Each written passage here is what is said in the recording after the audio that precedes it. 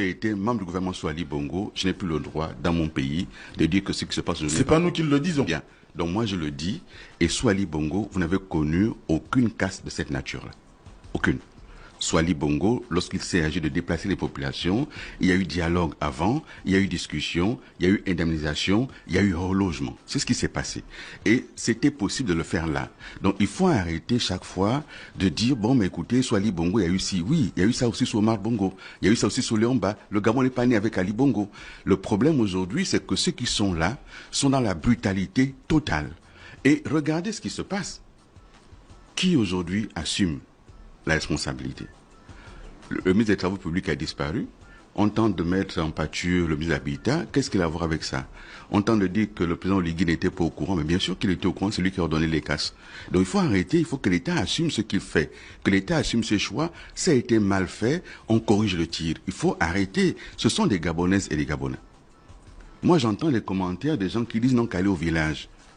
Mais ça veut dire quoi aller au village? D'abord, qui dit qu'ils ont au village un endroit où être?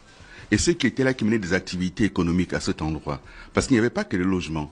Il y avait là des activités économiques. Je n'ai pas dit qu'ils avaient le droit d'être là et qu'il ne fallait pas enlever. Je dis que ça pouvait se faire avec méthode.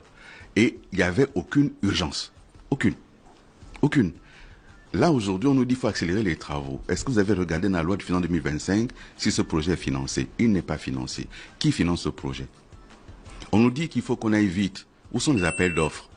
On nous a dit que le gouvernement a découvert qu'en 2025, il y a eu 93% de marchés qui ont été accordés sans appel d'offres. Mais qui a accordé ces marchés? C'est le même gouvernement. Et là, on fait quoi là? Quels sont les marchés qui ont été accordés là? Les appels d'offres, les études, tout ça est où? Le financement est où? Ce sont des questions simples qu'on doit pouvoir se poser. Mais pourquoi on ne se pose pas ces questions-là?